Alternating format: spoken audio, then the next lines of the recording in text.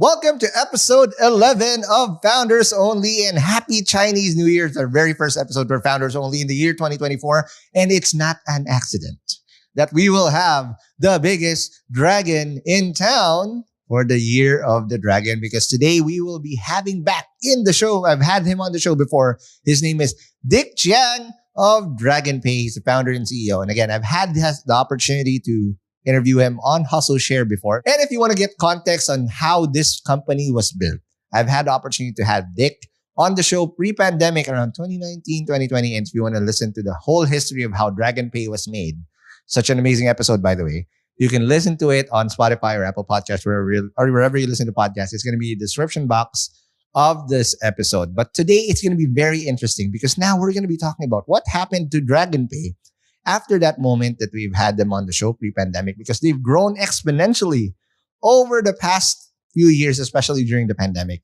And they actually took funding because they didn't need to. They just wanted to. Who does that? Right? And Dick will dissect the culture and the type of fundamentals that, they had to do and that they had in Dragonpay when they created the company. And it still holds true now. But stick around till the end because he will share his top 5 founders, brought to you by Shoppable Business. That again, very amazing, has he paid forward and gives credit to the best founders in his view. But again, before we start, please like, comment, and subscribe if you like this content. We're going to be trying our best to be more consistent on Founders Only. But again, we also have other podcasts. We do weekly drops on Hustleshare. Again, hustleshare.com. You can check that out. And of course, we also have our daily news Asian startup podcast called The Daily Scrum, where we also give the best news about the startup ecosystem in Southeast Asia. So check it out at The Daily Scrum by Hustleshare in any podcast platform. Again, let's begin this episode. Founders Only is brought to you by Capita. Capita's software solution seeks to automate the equity management process for startups, including workflows around cap tables, ESOPs, due diligence, and transactions. Sign up at capita.com to get started with your digital cap table, ESOP, award granting, and all things equity. Free for companies with under 25 stakeholders. And brought to you by GoTime Bank. GoTime Bank is owned by the Gokongwei Group, the same companies that brought you brands you love, like Cebu Pacific, Robinsons, True Value, Toys R Us, South Star Drug, and many more. GoTime Bank makes next-level banking a breeze with its convenient account opening process. It takes less than 5 minutes to get started via the app. Plus, get your GoTime Bank Visa card at one of their kiosks for free. Download the GoTime Bank app today and experience the next level of banking. You may visit www.gotimebank.com.ph for more details. And CCAP. CCAP is a lending platform powered by UBX Philippines. With CCAP, you can easily apply for a loan from 5,000 pesos up to 1 million pesos from the comfort of your home nationwide. Visit www.ccap.ph, sign up, and apply for a loan now. That's www.seekcap.ph. Take your business to new heights by seeking capital with CCAP. Welcome to the latest episode of Founders Only. It's 2024. Finally, we have brushed off all the bad juju of 2023 and we're ready to welcome the year of the dragon. And if it's the year of the dragon, we gotta get the best and the biggest dragon in town, which again, I admire for so much and for so long.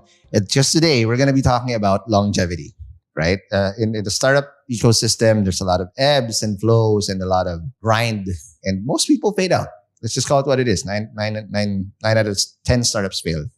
But this startup has stood the test of time. And correct me if I'm wrong, you're celebrating how many years this year? This is our 14th year. 14th year. How many startups can even withstand 14th year?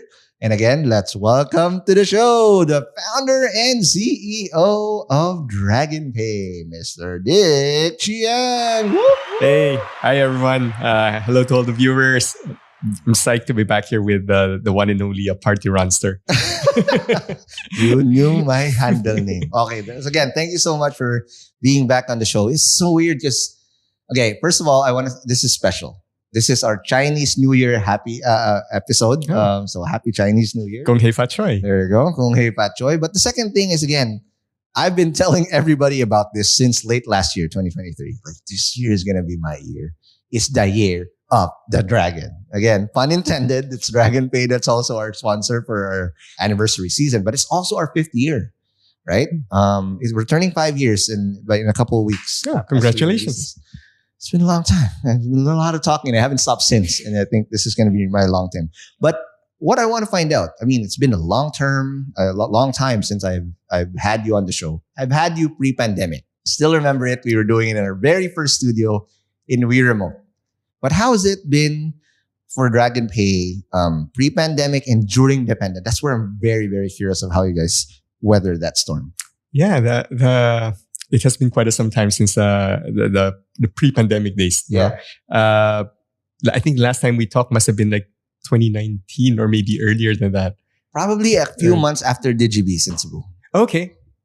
And that was before 2019, I think. Yeah, or probably just a few months after. Yeah. So the pandemic years were, I know it was tough for the rest of the country, but it's actually pretty good for us. Wow. We had a lot of firsts and we hit a lot of milestones during the pandemic years. Okay. We got invested twice during that period. So you took on investing now? Yeah. So I remember you're Mr. Bootstrap. Right. So when we had that last interview, 2019 or 2020, I can't remember. We got our second round of investment actually from the Aboitiz Group through Union Bank, right? So UBX, which is their tech company, invested in Dragonpay sometime around 2020, somewhere there. Right. I can't quite remember. It happened during the pandemic. Yes. And a year after that, we got invested again by an Indonesian unicorn by the name of Zendit. So some of our viewers may be familiar with Zendit. So they have been here in the Philippines for a few years as well. And they have been spreading their coverage, including to countries like Vietnam, Malaysia, Singapore, and of course their bailiwick, Indonesia. Yep. So during that period, we got invested twice. And during the same period, we experienced significant growth. As you know, during the pandemic, people basically stopped using cash. And so or they didn't have cash. Yes. So everything pretty much switched online. And we grew tremendously. In the first year of the pandemic, we grew somewhere between 3 times to 4 times in terms of number of transactions. What? That was the first year of pandemic. And then second year, it was, it was still there. People were not yet back to normal. We grew by another almost double. So if you do a compounding of that entire period, it was a period of significant growth for us. That's amazing. Now, again, these are not flukes, right? Because again, luck is when preparation meets opportunity. Yes, exactly. Right? And you guys were well prepared. And again, I'll just digress a little bit. You don't know how many times people have already been talking about you here and on Hustleshare, the OG episode. So I'll shout them out. First of all, RV talked about how they invested in you guys in UBX and UB Pangalang, I think was you were talking about. The Union Digital boss, Henry, also talked about you and how amazing that experience was. And again, I forgot the other one, but it's more than 2 to 3 times where we talk about, man, Johnny Yunuschak, but not on an episode. We were in an Endeavor event. Just like, what are the best investments? Is that how you pronounce his surname? I never figured out. There you go. It's pronounce that name. John J. John J. No, but Johnny Yunuschak was talking about how it was such a good investment for them. And it's so funny because I'll just backtrack a little bit again, super digress. What people don't understand is that how he was able to penetrate the Union Bank ecosystem was he hacked through the system. Gray hat almost because the APIs did not exist. And then long story short, after a few years, they end up investing. But again, preparation meets opportunity, right? That's when luck kicks in. Mm-hmm. When you did all of this, explain the prep work that you had to do, that when the right moment came during the pandemic, you were ready with your arms open. What were the pre-work that you guys did? Because I remember the product being very, very early on. I would want to pay something online. I remember buying a ticket to Cebu very vividly in the early 2014s, 2013s. I remember even contacting you directly for Party File because we needed a way to get online payments offline, right? I would book something and I have a time limit to pay something on 7-Eleven to be able to book that ticket. That was very early days. How did you guys evolve the product to be prepared for the pandemic? Well, funny enough, when I started Dragonpay, the idea was actually to focus on online banking. It was not really to do cash. So back in 2010, I had this grand vision that everyone in the Philippines would start using their online banking account to make transactions and make payments. But sadly, it never happened. As you probably would have guessed, 2010, Not yet, at least. 2012, it was too early. So we were in the market. The idea was too early. It was in a very nascent stage. So we quickly pivoted to focus more on cash payments. So come around 2012, we were doing a lot of cash transactions. Okay. And but at the back of our mind, it has always been eventually it has to grow into online banking. But Right. but the way things were going, we figure this could happen 10, 20 years later. Who knows? Right. And it wasn't until something as mind-jarring as a pandemic to actually to make it happen. Right. I guess I don't know whether I can really say that we prepared for the pandemic because I guess nobody could have really prepared for it. In a way, I would say there was still luck that we were in the right place at the right time. And that the electronic channels, online banking, e-wallets, they were already in place.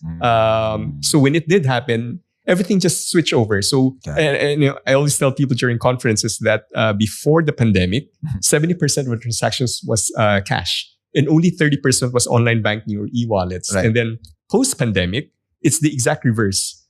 So it's now 70% online banking and e-wallets, and only 30% cash.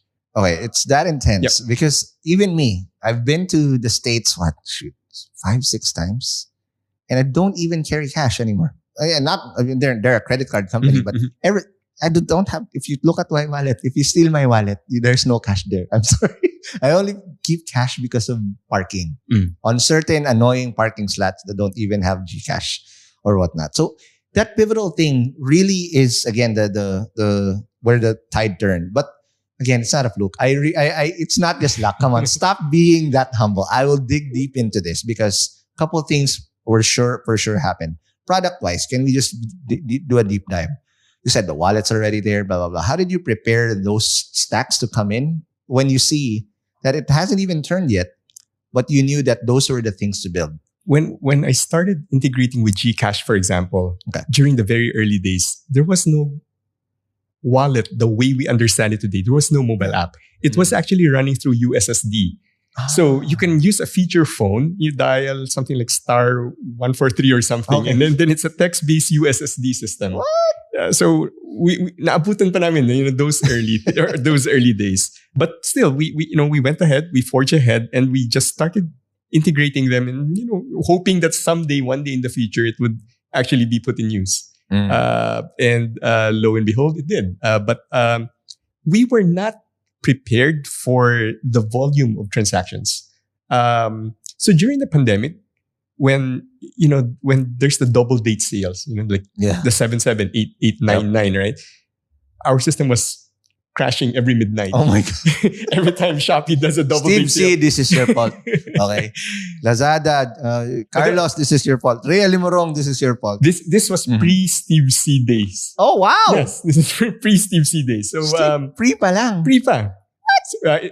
Or maybe Steve was still starting the idea. Selling the He's shoes. not as big as he is right now, of course. Right. So we had a lot of problems scaling the system. We were not prepared for the volume of electronic transactions coming in at midnight.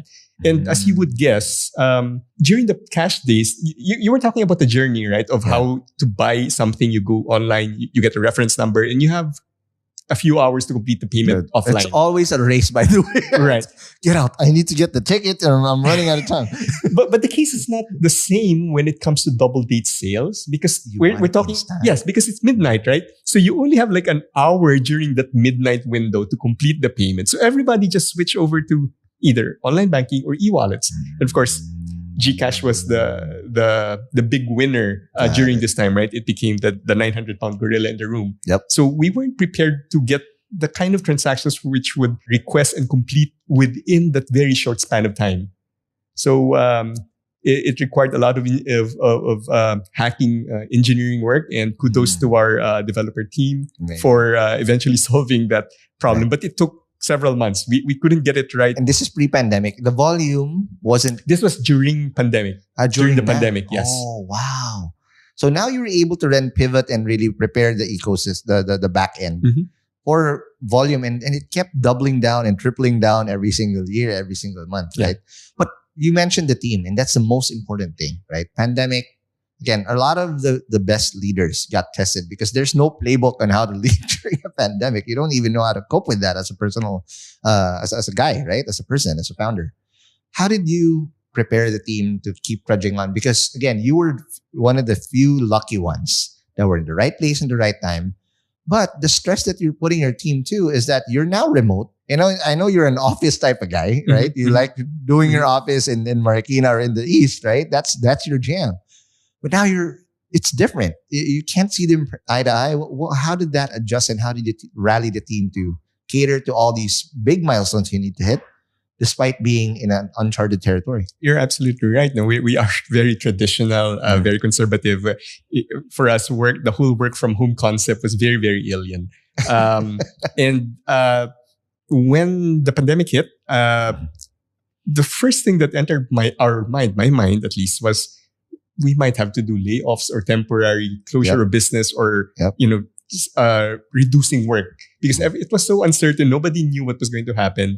So we were closely monitoring for the transactions for about a month, because we figure, hey, if nobody can go out to the Cebuana, the Emluliers, the Palawans, and the 72 to actually complete the transaction, how will this work? I mean, will our transactions start dropping? And if transactions drop, how can we cover salary and overhead and so on? So we were very worried. But after that first month, we saw that things still seem to be moving smoothly. To be honest, we didn't really see a drop in transactions even on the first month of the pandemic.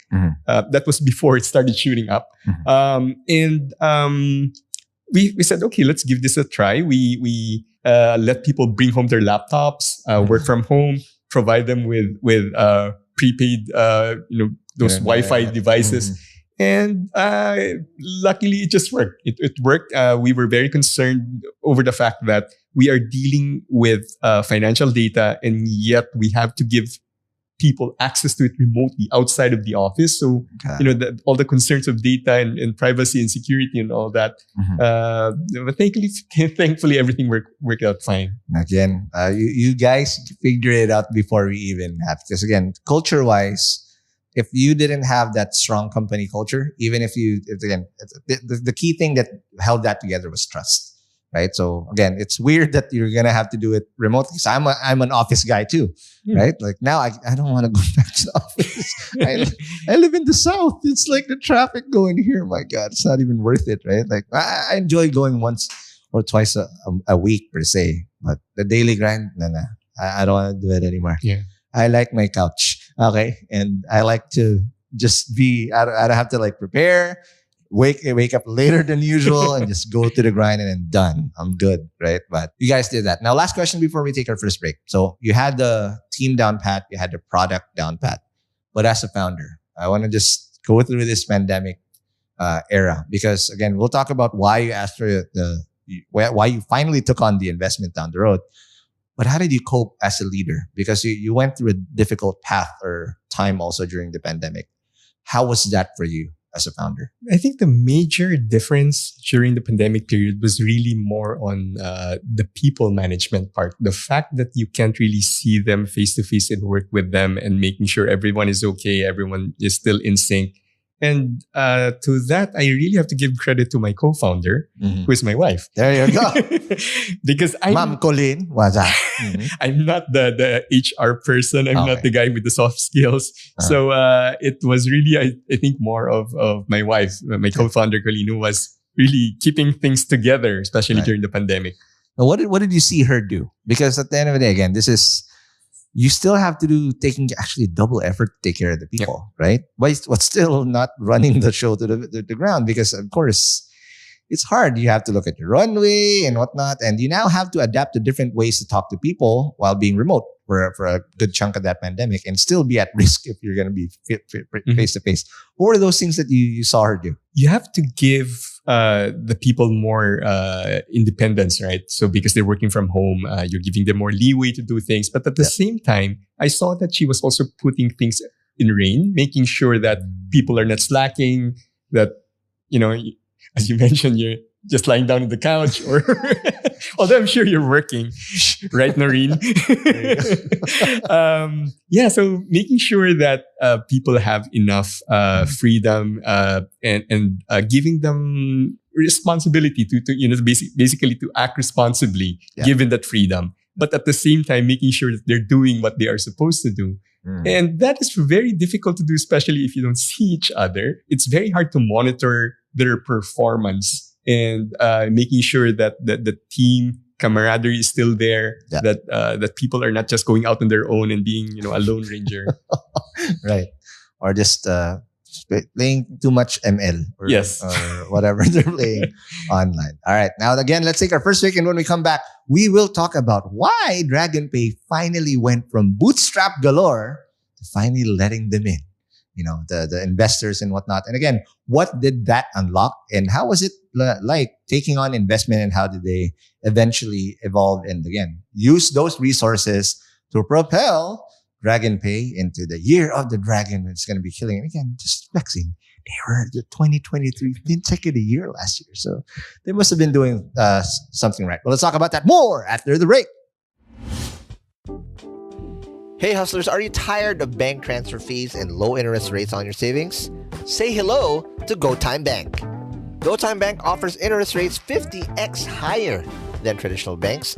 Enjoy this rate on your savings. No minimum amount, no deposit caps, and no tasks or missions to complete. With GoTime Bank, you can make quick and secure transfers to other banks with 3 bank transfers per week. Plus, earn Go Rewards points and redeem them as cash with a simple tap in the GoTime Bank app. Experience the next level of banking with GoTime Bank. Download the app now or visit www.gotime.com.ph to experience next level banking. It's GoTime! Hey hustlers, it's a brand new season and I have a brand new tool that will help you scale your startup properly as you grow your team and give them equity eventually. And if you want to have a record of ownership management, efficient equity workflow, and award grants digitally, Capita has you covered with CapMap. CapMap is designed to enable cap table and ESOP management, as well as digital share insurance for companies across South and Southeast Asia. Also, Capita provides ESOP advisory services for you to set up your plan and engage your employees through equity awards. And trust me, this is a boon because as you grow your team, you want to give their best people a piece of the company that they're hustling for. Investing shares and giving ESOP is not easy if you don't have a product like this. So please do check it out and sign up now at capita.com with a Q. Again, that's capita.com with a Q. And it's free for companies that have under 25 stakeholders. Get ready to experience the power of seamless equity workflow management today. And we're back from the break. We are still with Dick Chiang. Again, I always call him this. I forgot to say it during the intro that he's the nicest dick I know every time. The nicest dick in the world that I know. But again, before we took the first break, right? We were talking about the investment, because I've always known the way you ran the business was the Chinoy style, which before I was like, that's too long. But now, after running P&A Chinoy style last year, where it's all just really rolling on profits, survival, blah, blah, blah, it's the right way to run business, right? It's sustainable.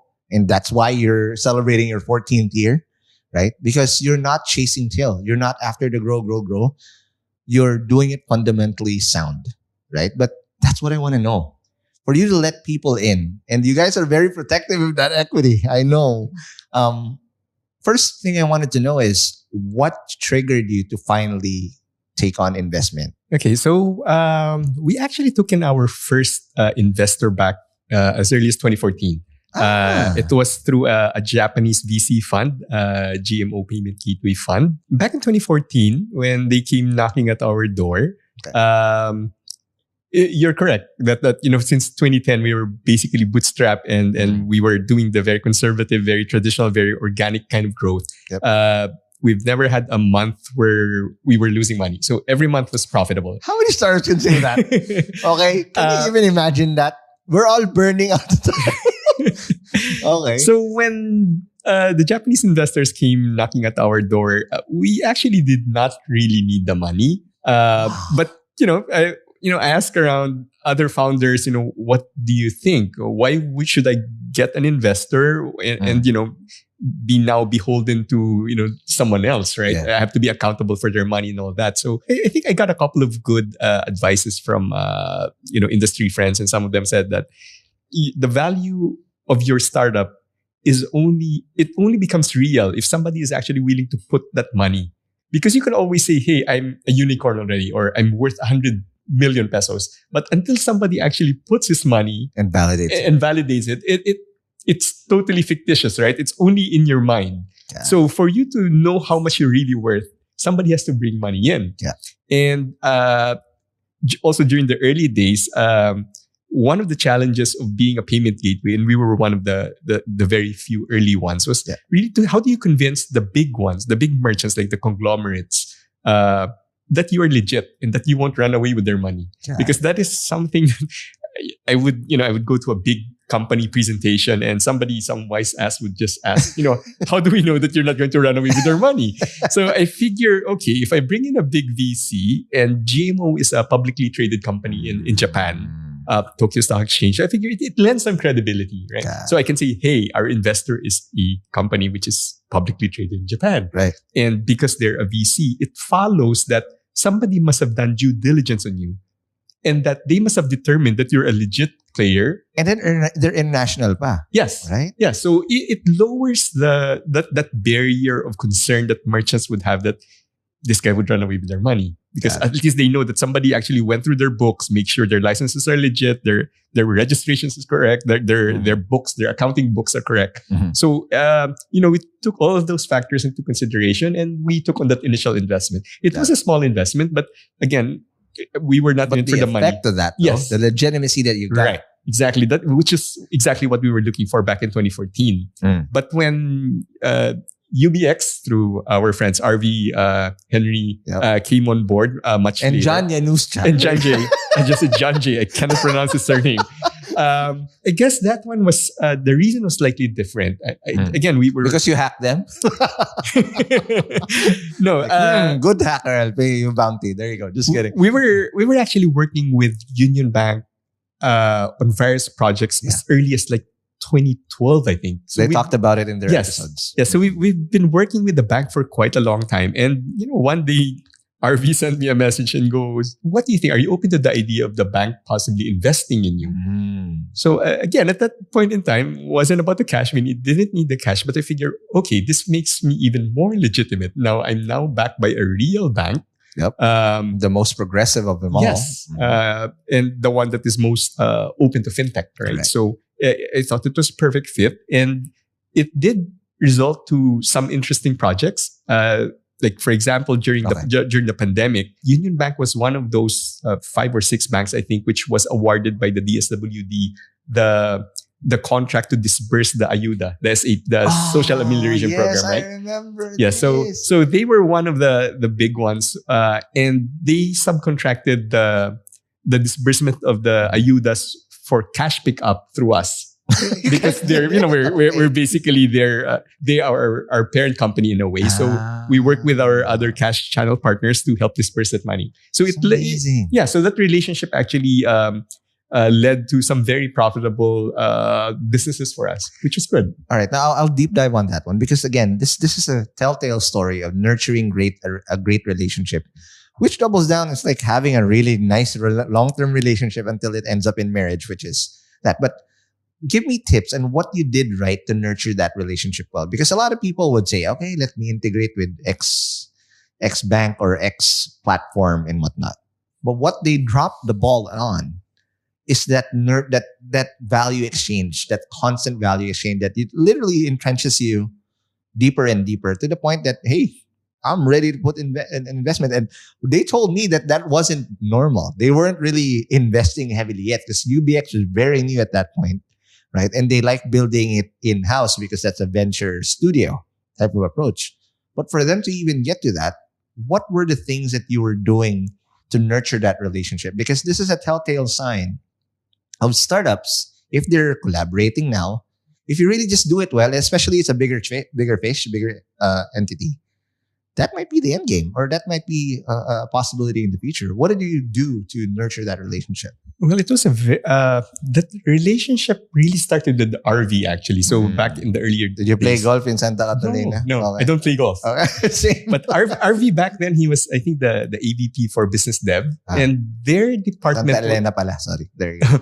Their department was the first one to reach out to us and wanted to collaborate on some projects. So they had this project called Ushare, wherein they were helping nonprofit organization raise, funds through online donations and all that. Got it. And back in 2012 or 2013, it was, I think, there was no InstaPay, no PesoNet, and there was really no facility to interconnect all the banks. And Dragonpay was there at that point in time. Amazing. So they worked with us, but I would say it was really a two-way street. They put a lot of trust in us. Obviously, the bank trusting a much smaller player to do these things. And it was a lot of give and take.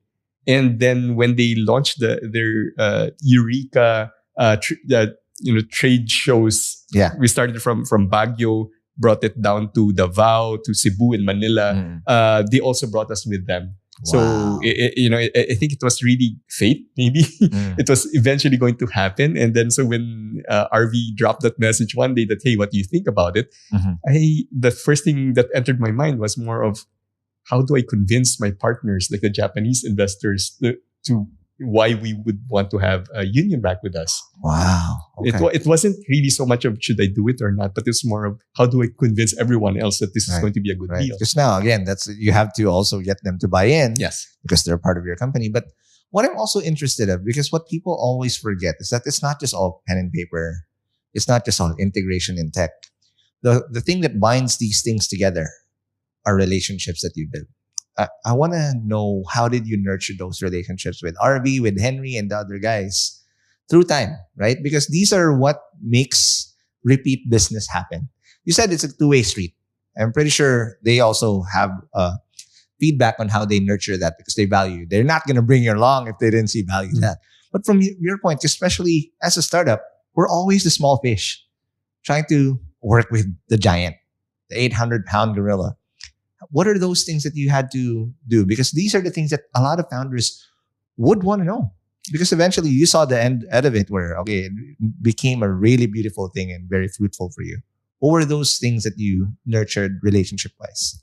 I think you have to put in your really personal time and effort. So when Union Bank, for example, had that Eureka trade show, I would personally join every show, be on the stage with them, give it my 100%. Wow. My crew was there. My wife, my co-founder, would also go along with us on the Nice. trade shows. So it has always been full support.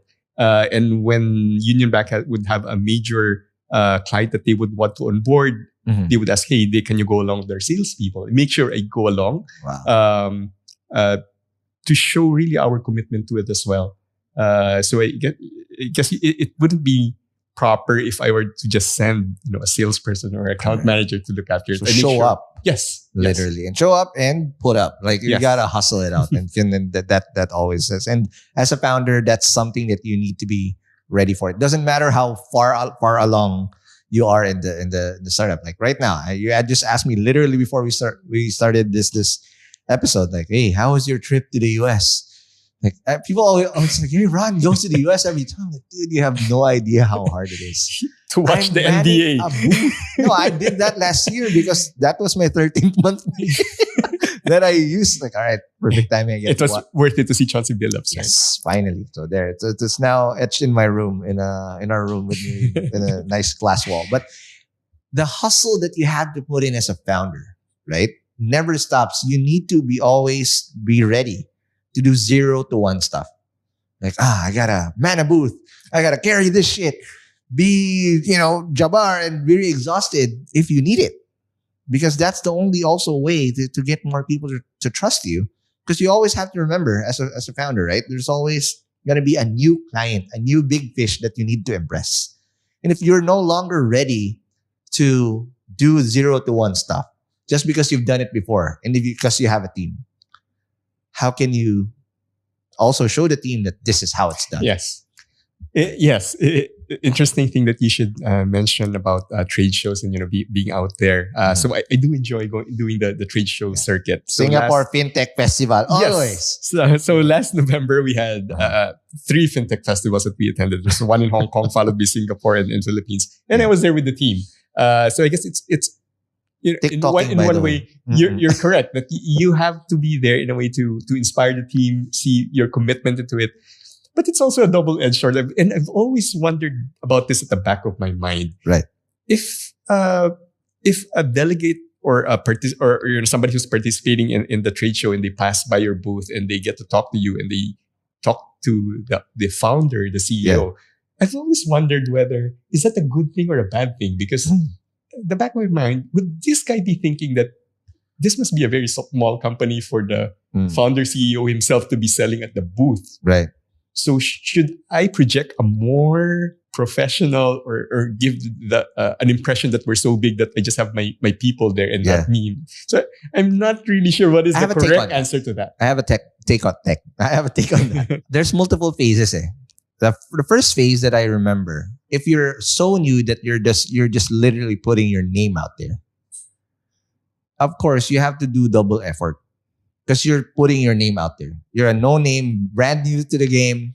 Have a booth, you have to do the things. It comes to your favor if you're coming in and you're hustling so hard to show na, uy, this guy hustles hard and whatnot. But because you don't have a name to back it up. And this happened literally in Orlando. Just when I came back for Pod Machine. That was a product we're selling in that trade show.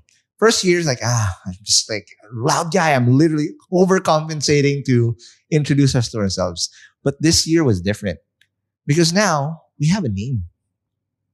And me being a founder, being there, people were appreciative that even if it's already year 3 that me doing this, but it's not me getting people to go to our booth anymore. It's weird. Our clients were the one bringing us there. And did that happen to you? Because that basically solidifies that even if you've already built the name, but that recognition, oh wow, Dragonpay, they're here. And oh my God, Sir Dick is here, right? That says also humility, shows humility. But again, we can never control. But I think on a general point, people love that. Oh my God, you are the founder. Glad you're here. Thank you for coming. Did you have the flashes of that during those? Yes, and it sort of ties back with what you were just saying earlier about building relationships. Like over the years in the industry, it's always fun to go into those trade shows and see the people that you've worked with for the last 10 years. And they would say, "Oh, you're now working for this company," or "Hey, I know this guy back when he was with that company." And the relationship is there. So if they move to a new place, sometimes they'll bring you along with them and introduce you to new business. So correct. So that's a name recall plus you being there. It's magic. If you're still trying to put your name out there, you got to freaking hustle and show everyone that you're there. But if you already have a name, the game now is taking care of that reputation, right? It's like, oh, you've built a good name. You don't want to F it up, right? And screw it up anymore, right? Now, I'll just tie us back in. So this is great. You have these relationships. Pandemic happened. You took them in. But now there's another, it's not even a gorilla. It's not King Kong. This is Godzilla that you have in. Send it. And I know how cutthroat fintech is in competition. Let's just call it what it is. There's way too many of you guys. Everything is a blue ocean in the Philippine startup ecosystem except fintech. I mean crypto, but they come and go every single time. But walk me through this investment of Send It. because I've had a chance to talk to Moses. My God, that guy's super humble. Reminds me a lot of you, actually. And I've heard the story of how he literally just also hustled in Jakarta. And again, through YC, got the boost. But why did you even consider taking on Send It to come in? Because considering UBX pa nga lang, you were already considering, hey, how are the Japanese going to take this in? You took them in. But now this is the big Godzilla of the region. What was that like? The decision at that point in time was really more of, do I still want to remain as the big fish in the small pond, or do I want to become maybe even a small fish in a bigger pond? And I've always felt from the start that eventually one day, Dragonpay has to become part of a bigger network, whether it be pan-regional or global. But there has to be something beyond the Philippines. However, the payment solutions that we're offering is very, very Philippine-centric.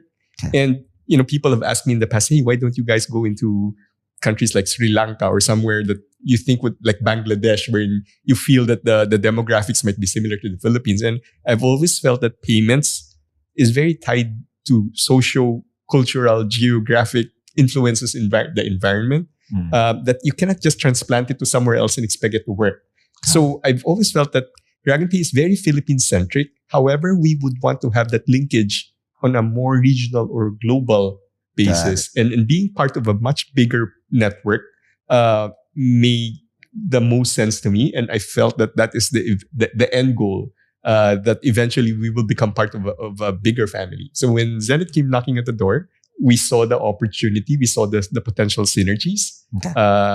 Got to talk with Moses and the team, and they were nice to talk to, I guess. Dude, right? The guy is amazing. There's no yabang whatsoever. Like, what? This guy's, again, that same vibe that, oh my God, typically, like, you would assume that this guy is probably either aloof or a douchebag. But he's neither, right? It's like, wow, okay, what was that experience like talking to Moses? Because, dude, he mirrors you a lot.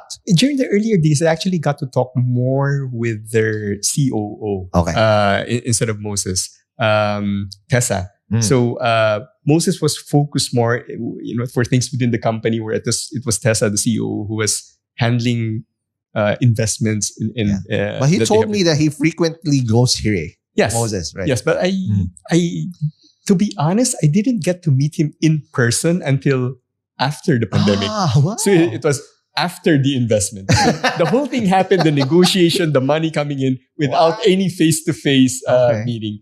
The first time I met him was in after the pandemic, when I went to Singapore. We met in a coffee shop. He was wearing shorts. He looked like he came from high school.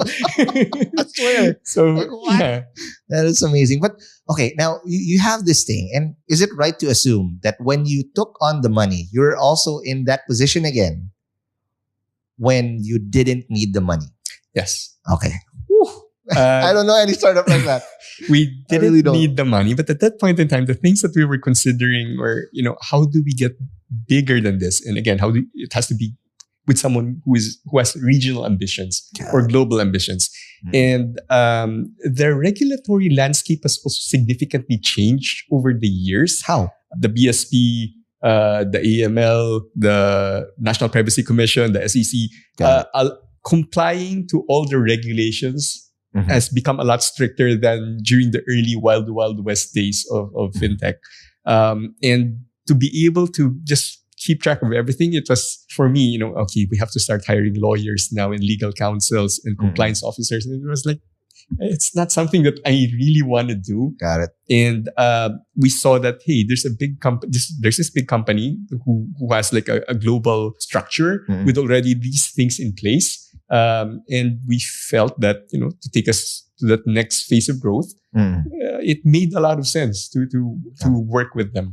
And that's probably a significant investment, but I'm not going to ask the numbers. Well, what was the hardest part in that whole process of syncing that up? Because, things like this, again, you're heavily regulated as an industry. You cannot end it up. You're dealing with people's money. What was the toughest thing that you had to overcome to finally, all right, we're over this hump? Because I'm pretty sure that took time. I wouldn't really say to get the buy-in of the employees, because the decision was really more done on the management level side, right? But we also made sure that there is no fear on their end, the us against them type of mentality, the uncertainty, right? Because it's a very different culture. So on one side, Dragonpay has been growing conservatively, very traditional, very organic, and on the very Chinese style. And on the other end, you have a YC style of company, very hyper-growth. Yes, hyper-growth, work from home, they don't see each other. It's a very, very different culture. Yeah. And you're going to bring these two companies together. What will happen next, right? So I guess that was probably the only major concern. Right. But how did you eventually fix it? Because obviously you're working harmoniously. It's been what, 2-3 years now? 3 years now. So of course you work those kinks out, and I don't see any problems whatsoever. You're even cool with Yang, right? And the guys, right? So shout out Yang. But again, how did you fix those early doubts? Because that's where those uncertainties, if not nipped in the bud, they will balloon into something more catastrophic. Well, it is really a work in progress, but I have to give credit where credit's due, and that is to Zendit. So when I was having that initial conversations with Tessa, with Moses, they were always assuring that, you guys have been doing very well. Why would we go in and break things? It didn't make sense for us. So we will help you with your growth.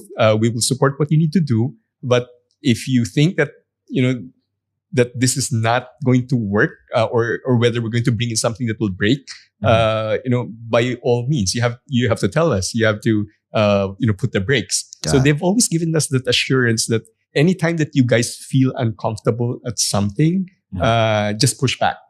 And they encourage it. Yes. So I guess it's really more of their culture, right? And it's a very Western style of culture wherein supervisors and subordinates, they encourage dialogue and for the subordinate to voice out. Correct. It's very different here in Asia, in the Philippines, wherein if you're a subordinate, you're supposed to just follow whatever your supervisor say, right? So that kind of working condition, I guess, is, for me, it's also a good thing. But being, having this very traditional, very quote unquote old school type of working environment that we're used to, it's a matter of getting our people used to it. But I think over a longer period of time, in the long term, it's also for the good of everyone to have a modern way of looking at the workspace. Got it. Now, last question before we take our last break. So now you have, again, the GMO, you have UBX, you have, of course, Zendit, right? And in the board, or if they're in the shareholders cap table. How did that change how much control? And did you also have to adjust the amount of, or did you have still, again, free reign of, all right, do your thing, Dick. We trust you and whatnot. Or did you also have to do this? I asked this because, post-acquisition in Chatbot, when I sold Chatbot, man, it was totally different dynamic. I took joy out of whatever control I felt I had.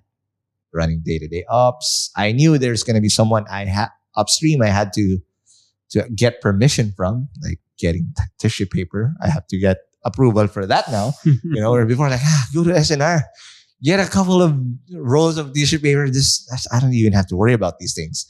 What were those adjustments that you have to do post all of this? With the first investor, GMO, they really came in as just a financial investor. Okay. So basically put their money in, and hopefully that one day they will get to exit, right? So they didn't meddle at all with anything we do. As long as we keep growing and we were hitting our KPIs in terms of transaction count, they leave us alone. So nice. Once a year, I would go to Singapore, I do my presentation, and okay, see you again next year. Eat bakote after. In the case of UBX, of course, being a bank, they wanted a little bit more participation, but still very hands off. But however, the period that UBX was invested in Dragonpay was actually a fairly short one. It was only about a year. Because after about a year, Zendit came in and they got divested. They acquired their wow. I did not know that. Okay, so they exited pala. Okay, that sounds good. And now with Zendit at the helm, what was that like? It's more, I would still say it's very collaborative. They do give us still a lot of leeway. There are some standards quote-unquote global standards that we would have to adhere to, which for me also makes a lot of sense.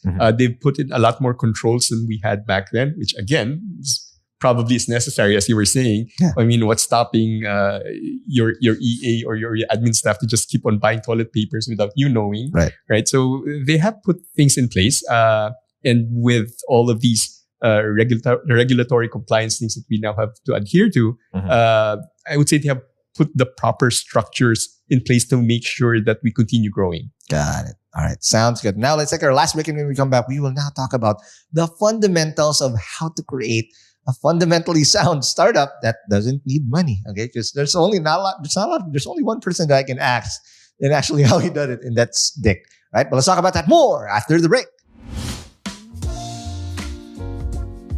Hey hustlers, I know how difficult it is to do fundraising at the moment for any startup or any business. And especially given this market where investors are afraid to write any significant check that would help your startup either scale or extend your runway, your options are very, very limited. But don't worry, I think I found a solution that just might help. So if you're seeking capital for your sari-sari store, online business, restaurant, or startup, CCAP's got you with a 24/7 fast and easy online loan application process, minimal paperwork, and real-time updates. Say goodbye to long lines and long waits with CCAP. UBX Philippines' online lending marketplace for micro, small, and medium enterprises. Choose from a wide variety of loan products from 5,000 pesos up to 1 million pesos from trusted lenders. With CCAP, you can apply for a business loan that's tailored to your needs, whether it's for capital, production, operations, or expansion. And check this out. You can apply anytime, anywhere in the Philippines. So what are you waiting for? Sign up at www.ccap.ph. That's www.seekcap.ph and apply for a loan now.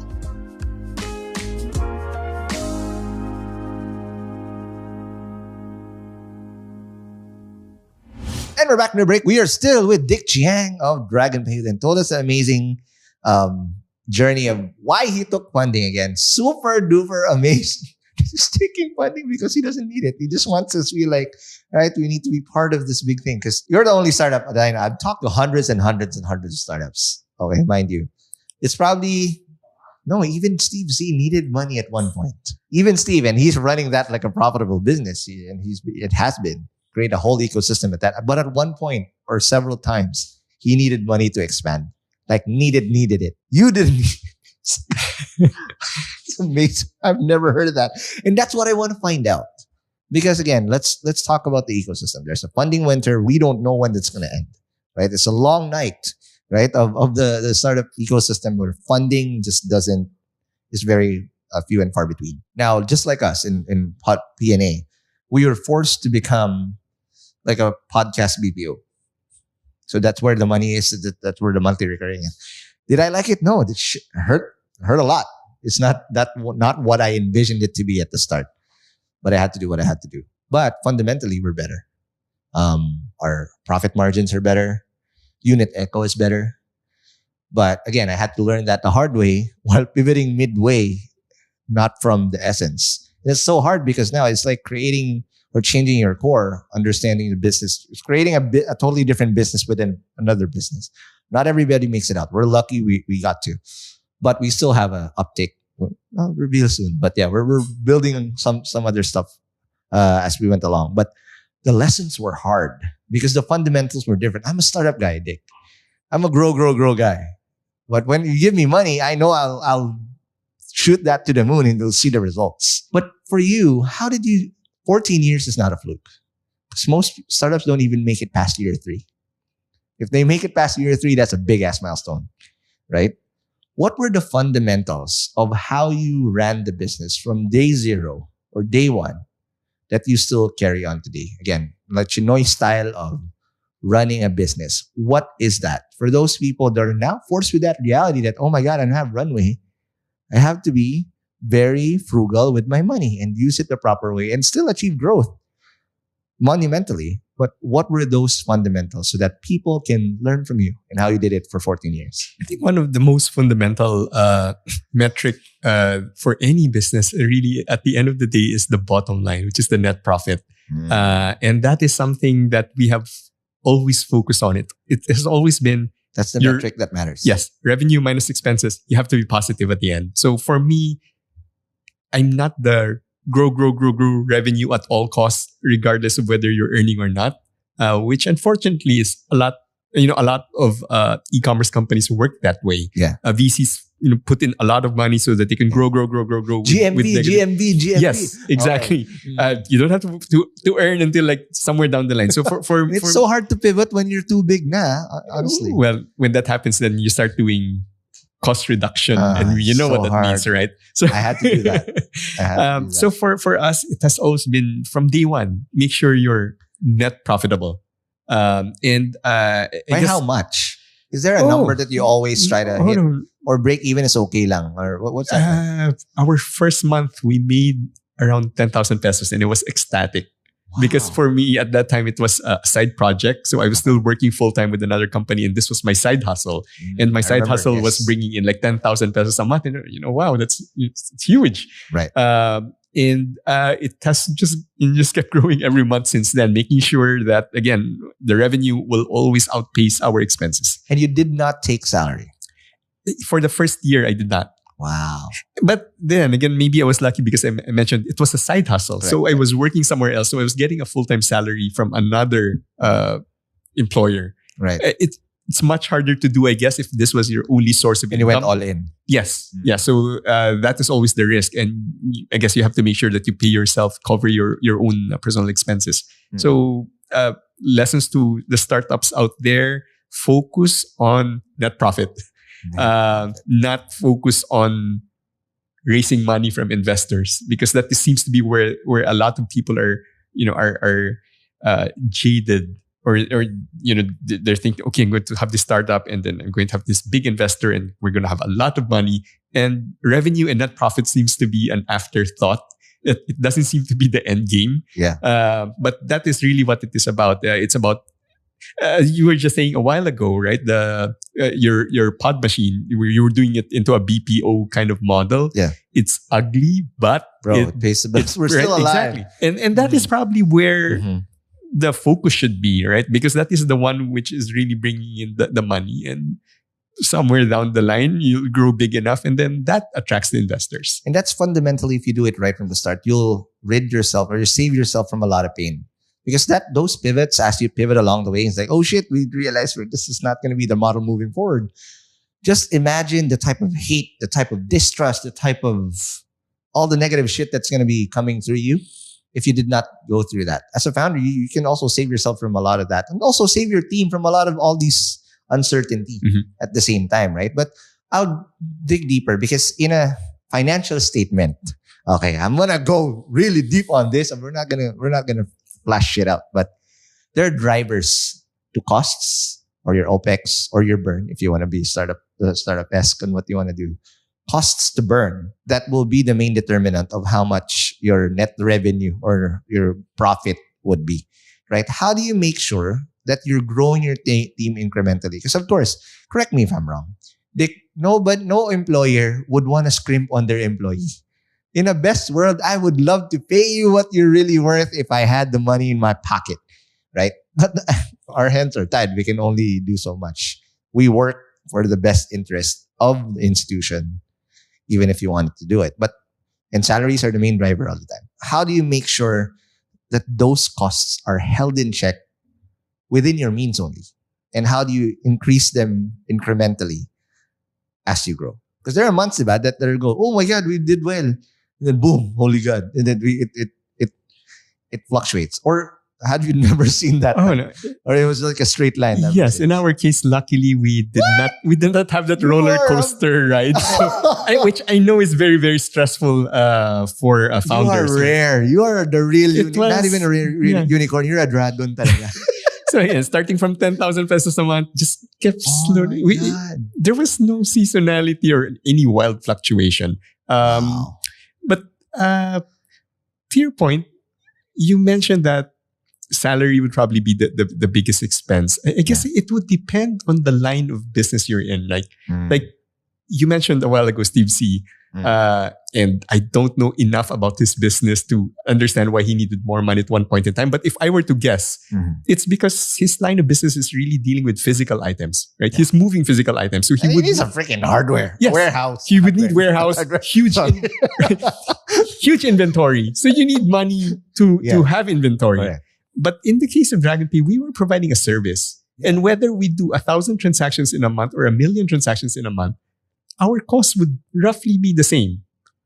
Sarap. That's all I'm going to say. Right. The only thing maybe that we would need is maybe a little more people to handle support, because obviously 1,000 transactions. At one point, you were the one doing support. I remember going back and forth with you and when I was starting, so I was doing support. But now, if you're doing like 1,000,000 transactions a day or a month, you would need more people. But so that part of the business is handled by, again, my co-founder, my wife, who handles the people, right? So she makes sure our costs in terms of salaries are kept in check.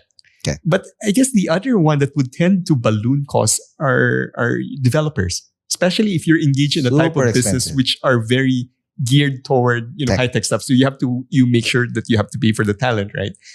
Luckily, I guess again in our case, since we started out, I was the developer, and for the very longest time, I was the primary developer. So I didn't have to hire external talent at an exorbitant price. And I guess we were lucky also to meet the right people who became part of our team, become part of the family. So salary is probably not our biggest cost driver in our case. Wow. What is it? Rent? You even pay rent? No. Rent is Marikina. It's quite cheap. That's why I don't go to Makati. That's the only startup, by the way, till now that I know is in Marikina.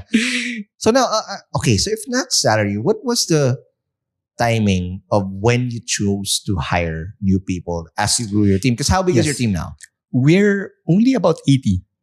And if you put that into perspective 80 with for a 14-year company? Yes. If you compare it with other fintech company, with other payment gateways, 80 is probably going to sound like a very small number. Right. And, I give credit to our team because everybody's doing multitasking, doing a lot of things at the same time.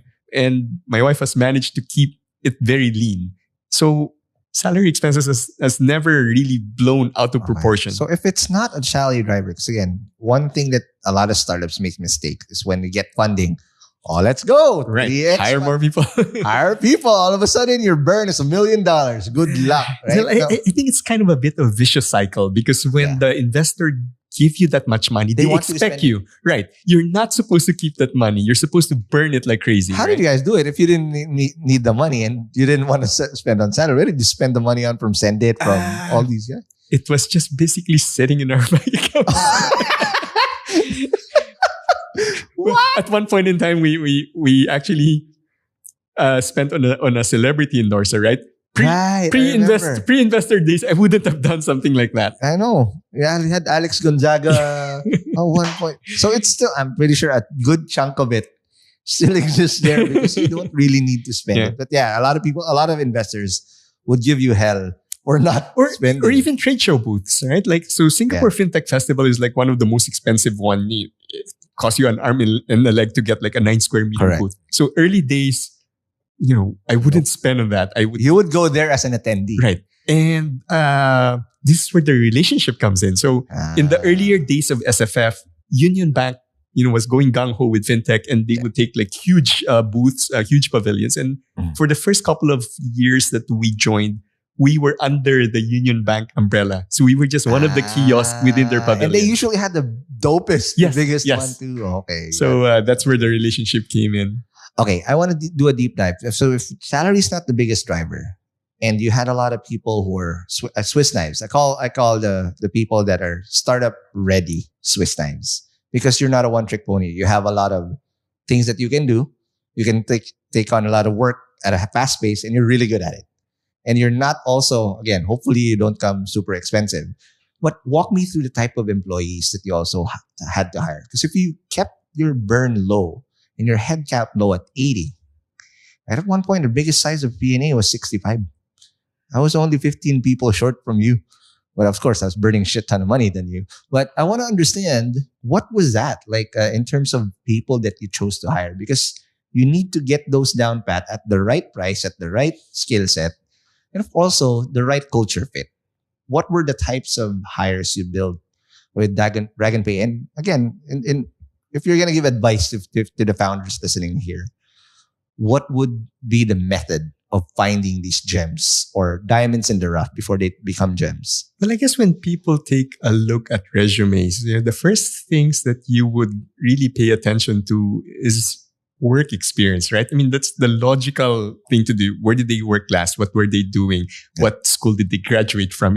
Assuming it really matters. And you try to figure out whether their skills would fit what you're looking for. Yeah. And I admit that myself, I tend to look at things that way. But for example, with my wife, since she's the HR and she's the one more into hiring, her focus is really actually more into the character.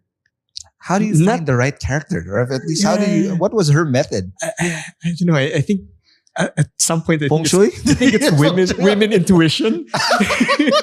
you meet the person, you stare them in the eye. I don't know. She has this thing with people. So I guess what they look for, and that the same is true even with our senior managers when they interview their potential hires. It's not so much what they've done in the past, but whether do they have the right attitude to learn new things, to adjust, to work with other people. Right. So it's those intangibles that they tend to look for. Right. And that intuition, I think, comes with repetition as well. Because we've done so many interviews before. I've built that intuition. Within 5 minutes, I already know if I'm going to hire you or not. I swear.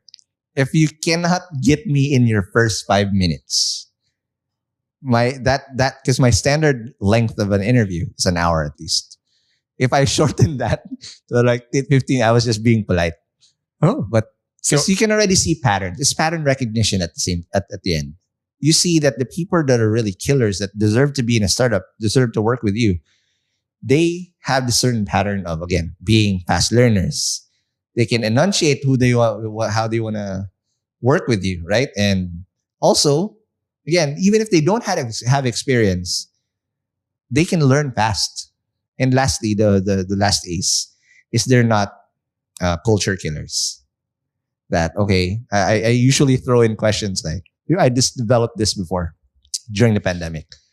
I have this question during the interviews like, so interviewer, if you're going to warn me against you, what would be the biggest red flags I should know about you? Every single time. It's like, what the hell? Because I'd like to know your red flags now. Because what if I'm really good, but if I handle stress, I'm going to start bitching around everybody. I need to know about that. Because I need to know what the trade-offs are, right? So now people say, I like to drink at night and I'll be drunk the day after, So at least I know. So I know what I'm really getting. So you can be a superstar, but if you're going to be a culture killer, then I would really think about it. I'd sleep on the decision. But if it's all green flags, I mean, you can never tell until they get into to the floor and they start effing up your culture. Then you'd know, but at least you got a heads up. And majority of the time, you can, during that question, you can tell if somebody's bullshitting you or not. So these guys didn't bullshit. Of course, they've been here. I love these guys. They are the best. Okay? They are the best in the world. There you go. Best in the business, I always say. Right? Sorry if I can't give you all the money. Ask Ninong Dick. Just love. He gives you love, right? Balato naman, Ninong Dick, so I can pay the guys. But yeah, I mean, this is a rare dragon, right? This is a golden dragon of a startup that you see. But those are the things that what it is. So it's really finding the right character as you come along. But have there been instances where the wrong fit, even if you thought you had it, how do you weed those bad eggs out before they even screw the nest? Yeah, we've also had a lot of mishires over the years, and as nobody's said, perfect here. Nobody's perfect. Even a Dragonpay who never had money problems is not perfect here. During the interview, everybody has their best foot forward. Of course. You really cannot tell until it's too late, right? Yep. Weeding out people, unfortunately, is something that is very hard to do. There are labor rules that you have to follow as well. Of course, you have to do it It's a simple matter.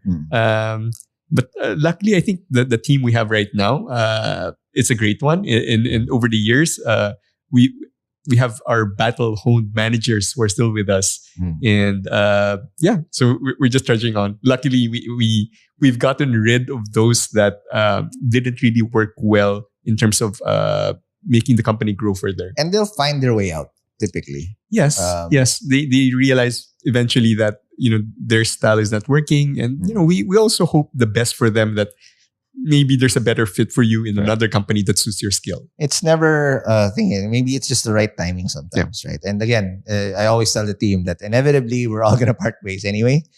Just don't burn bridges. Yes. Okay, because at the end of the day, during the time that we worked together and whatnot, we were trying our best, at least at the company, that to do right by them, whatever resources we had. But okay, last question before we take the founders only top 5. Okay, culture. 14-year culture in Dragonpay. You can't be a golden dragon breathing with golden fire and golden coins coming out if you didn't have great culture. How did that evolve, and how did you nurture, say, the core of what Dragonpay culture was? Did you also evolve over time? What was that journey like? Well, it was very conservative from the very start, right? And I do think we have sort of evolved along the way. Yeah, you TikTok now, eh? Yes. And dude, you're dense. Like, what? Caitlin, it's your part. Okay. But again, the HR part, again, I have to credit to my wife. She's the one who's handling the HR and the culture. But for me, I really feel that one day the culture has to eventually change from the very conservative one that we have right now to something more progressive. But it's not going to happen in a very short span of time. We would want to see it happening very gradually over a long period of time. I think it's best also for employees to be able to exercise more responsibility, more decision-making capability, and not necessarily the old traditional hierarchy type of system. Got it. In that sense, I see a good fit with what Zenith's doing, because they're bringing in that kind of Western side of thinking. So, we get the good things from there. We put it in with the good things that we have. But let it simmer in. Yes. Yes. We pick and choose the ones that work well, and those that don't work well, then we stick to what we have. Got it. Sorry, I'm going to digress again. One last question. Because you mentioned Ma'am Colleen, again, the real MVP a lot. And so first time I'm having my very first other startup. It's not really a startup. It's a business that I put up with Noreen as my co-founder. Papa Pressure. PapaPressure.com. If you need some exterior pressure washing, we're the best in the business. All right. So again, we clean up your mess outside. I saw what you did to the place of Multisys. Oh my God, that was 3,100 square meters. And it's white as me now. No, it's really white. So if you need some pressure washing thing, that's us. So my wife, it's the first time, we've always been entrepreneurs. This is the first startup or first company that we're doing this together. It was rough at start, but now we're finding that flow. I want to get your advice for those people working with their significant other, especially whether it's your wife, your husband and whatnot. How do you make it work? Because it's so different. The dynamic imagine if she's mad at you at night. You're gonna bring she's gonna be mad when I go to the meeting. I don't know. But again, we figured it out. It's been smooth sailing ever since. What's the secret in working with your wife? Because I see this, you give her a lot of credit, and you can give her as a top 5 founder by the way. Of course, I already kind of know that she's going to be number 1. But what are these push and pull like? What's your advice to make it work with your spouse? To have a co-founder? To be honest, I don't know. If you figured it out in such a short span of time, I think you should be giving me the advice. There's some equilibrium lang, okay? It's working. We're not killing each other, We haven't divorced it's working, all right? But what's the push and pull like? Because of course, there's always going to be difference of opinions. You will go home to the same bed and you'll be in front of the kids. What's the secret to making it work? Because I've seen power couples do it also, right? But how did you make it work? Because 14 years of doing it. If it really didn't work, it would have been imploded a long time ago. I guess setting bounds in terms of what I would consider as part of my responsibility versus hers. So if it's disciplining a particular employee, Okay. I'm hands off. I mean, that's it. I don't want to get in the way. The female dragon will breathe fire into you. Okay. But if it's something like very specific, like something very technical, or how we want to design some infrastructure or architecture, or even how we sell or develop a particular product, where it would be really my role, then I get to have a final say on how things done. So I guess it's really just a matter of delineating who does what. Right, but how do you? There's always the line that is gray blurred. one. There's a gray area. When that happens, the wife wins. What? If you think you're right, you're wrong. Right. She's right. There you go. Just kidding. But of course, again, I admire you guys both. Amazing job. But it's now time to admire more founders, because we are now going to talk about Dick Chiang's top 5 founders, brought to you by Shoppable Business. Okay, so top 5 founders. Let me just do your recap for those people who haven't watched this ever since. We suck as an ecosystem in not giving enough credit to our peers. And this is our effort to solidify our admiration for those people that we look up to as founders. And again, for Dick Chiang, the only rules that you have is you cannot choose yourself. Okay, we don't allow narcissism here, at least on this segment. And you cannot choose me, because it is a lie. I am not a top 5 founder in any list. Okay, so who would be your first founder in your top founders only top 5? My top founders. Okay, I'm going to limit this to startups in particular. Okay. For number 1. Number 1, I think. Please choose your wife. Don't get in trouble, please. Okay. Yes, of course. Okay, yeah, that would already be 1 out of the 5, right? Okay. So, of course, my wife. So Colleen Chiang. Okay, There. why is she your top first founder? Well, she's my co-founder, and she has really offloaded a lot of things that I don't want to get involved in, and yet is very, very crucial to the growth of the company, which is handling the people, the administrative side of things. And being a techie, I hate doing that part. But if you don't pay attention to those things, the whole thing would also No eventually chance in hell you're fall, going to be right? successful. Okay, so that's one. Okay. Among the other local founders, Second. I would put Ron Ho's and Michelle Gaba probably in the same space, simply because they are both in the same crypto space. Really? right? Okay. Ron Hos, of course, of Coins PA. I don't know what he calls himself now, but Michelle Gaba of Michelle Gaba, PDAX. yes. Shout So, out, Michelle. I think they came into the market also at the right place in the right time. Right. They had that vision.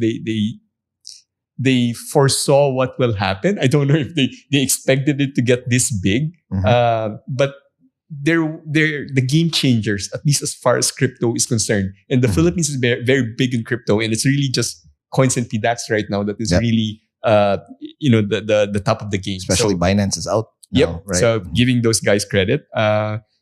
George Royeca of Number 3 of Angkas. Angkas. All right. I think, well, of course, to Angie Tham as well, his co-founder. The right? real boss us. Yes. That's why I admire you guys. Okay, so let's count it as one. George and Angie. I think if there's one startup in the Philippines that has a solid chance of really becoming a unicorn, it would be Angkas. Really? That's my personal view. Okay. Of course, we would say that Gcash is a unicorn, Maya is a unicorn, but they're not really startups in the sense, right? They're corporate backed entities. So if it was really a startup founded type of company who would have a solid chance of being the Philippines' first real unicorn, I'm guessing it might be Angkas. And you know what's super impressive about them? Again, found husband and wife tandem. They ran that profitably too. I mean, they've been dealt worse cards than you guys have, because they've been shut down, whatever, blah blah blah, pandemic also. But they ran that profitably as well. Maybe that's the key. Maybe my lab. Just because we're now running this profitably, Papa pressure. Papa pressure, right? We can now be like them. Okay, that's the key. Okay, and what else on Angie and George? Maybe foreign. Okay. Okay, so there is, of course, Steve Jobs, right? I know he's like everyone's idol and all that, but very interesting guy, very different way of looking at things. Just he's really a typical visionary guy, right? I would be hard put to like compare Elon Musk to him. I don't know whether Elon is really visionary. Elon is not a 0 to 1 guy too. Yeah. So I wouldn't put him in that same category. Another guy would be So number 5 is NVIDIA. I have no idea who the founder of I think his name Jensen Huang. I think I can't quite remember his name. Maybe he was in the right place at the right time. Okay. Right. He probably went into this game really into the whole NVIDIA vision, probably because of gaming. Right. He was making all those graphic cards, and I don't think he would have foreseen years ago when he started NVIDIA that it would become the hottest chip for AI. Wow. And which is what is really driving their stock prices now, right? So whether it was intentional or not, or he was again right place, right time, and luck, I think amazing. I think he has maybe he had a wife an amazing backing him up too. Maybe. That is amazing. Thank you so much for giving us a top 5. But before I let you go, Dick, what would be again? You have you don't need funding. You have the whole horizon ahead of you. And you guys, we're just the 2023, the reigning, defending fintech of the year of the country. So that's no fluke. But again, what's in store for Dragonpay in the year of the dragon in 2024? Again, this is your year too. I'm a dragon, born a year of the dragon. So what's in store for you guys in the year of the dragon? Well, we will continue growing. We see that the Philippines still has a lot of potential. We're still scratching the surface really at this point in time. We are working actively with Zendit in developing products. So there are a lot of exciting things happening, like for example, in the QRPH space, all these new things that are coming down the pipeline, debit pool, e-wallets, and all the really nice and interesting things. Some payment options have not quite grow up as expected. Yeah. But the way things with fintech every year, every quarter or so, something new comes up, and you never really foresee things. So we are always open. Our philosophy has always been to embrace all the possible payment options out there. If there's a user interest in it, we will go into it. Just at this point, it's really just grow, making the market grow. And we're hoping that this year will be yet another banner year for Dragonpay. It will be your year because it's the year of the dragon. Thank you so much, Dick. Again, invite people over if they want to work with you. Again, you're now the big fish, the big dragon, to help out other startups. And you've been such a selfless person in helping other startups and other founders and whatnot. If they want to work with you or again build their stock around the Dragonpay ecosystem, where do they go and how do they do that? They just go to www.dragonpay.ph, drop us a note. And he replies. Yes. There you go. Yes. Drop us a note that says 0 to 1 guy, so he still replies. There you go. That's amazing. But before I let you go, Ninong Lee, thank you so much. Again, follow us on whatever podcast app you're listening to, with Apple, Spotify, or any type of podcast app. And again, this is on YouTube, so please like, comment, and subscribe. Okay, because as we grow this channel, I don't get to upload as much. Sorry, because I'm also just a founder, and now I have another